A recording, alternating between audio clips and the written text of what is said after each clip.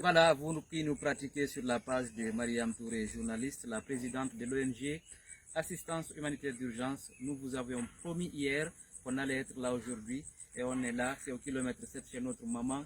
La maman pour laquelle nous construisons cette maison, cette belle maison que vous voyez derrière moi. On est obligé chaque jour de venir ici, vous rendre compte, c'est vous faire l'état d'avancement des travaux qui sont là. Vous le savez très bien, c'est juste 3 semaines. Après 3 semaines, on est sur la finition. Presque, on va remettre les clés bientôt à la maman pour qu'elle puisse y habiter ici parce que c'est dans cette case qu'elle habite maintenant là. Et on veut changer sa vie pour qu'elle revienne ici et habiter cette maison, cette belle maison qui grâce à nos partenaires, a pu réaliser justement en 3 semaines. Donc on va encore visiter parce que ça sera une surprise aujourd'hui. On vous avait promis quelque chose et on va voir tout de suite. On va visiter. Voilà.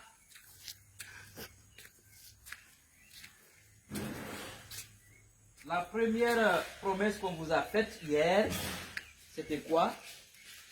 C'était de mettre ces fers. Il faut montrer ça. Voilà. On a des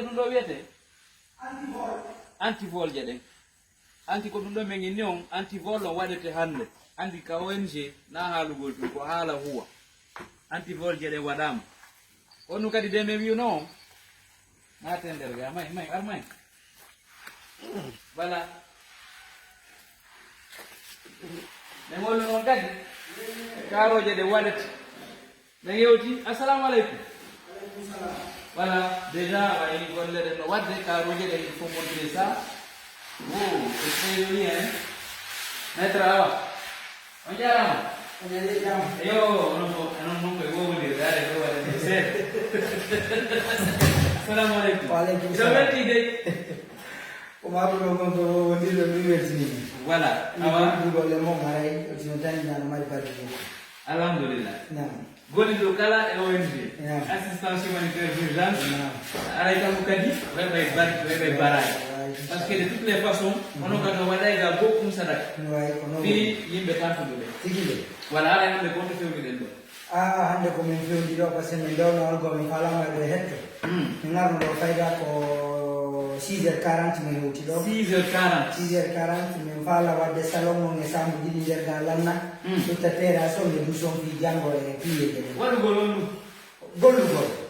gollugol carolage salon e sambu didi salon goto e salon mon hettike odo sambu de ko sela heddi oda sambu do dressede ko no dum hetto to nder hande on do e carolage on hande gasa do e nder hande o sambu didi e salon on sa décembre salon on non gasa e joni inshallah ruta do gollugol carolage on terra so ne de todo kadi man e duso tout mon gars sibeti stay men on je ko men jattali men dawa ya do fi woni si Allah won jadi jango mi o do inshallah il faut montrer ça c'est vraiment joli hein ara ne na yo ko be do wudi ko men dani ko ne wadi karo ara ko be do woni wadi to barmen fi en golle do ara meden godi golle mabbe de mocca ko golle labade kadi ko golle yetti awa ara ko wadi kitade awa barka bu awa ne mi déjà men no golle awa voilà lui ça montre le carreau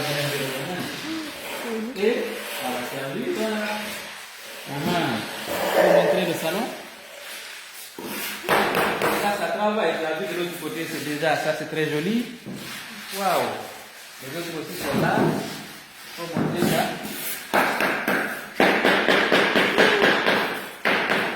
ok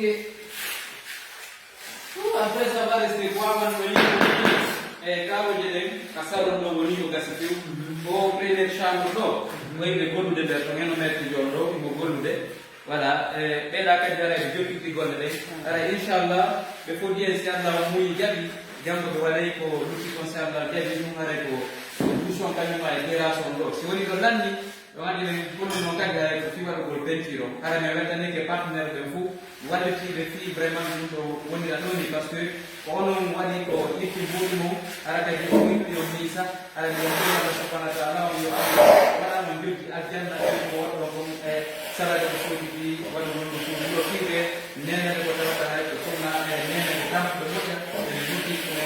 côté Moukalao, à la négociation de l'eau.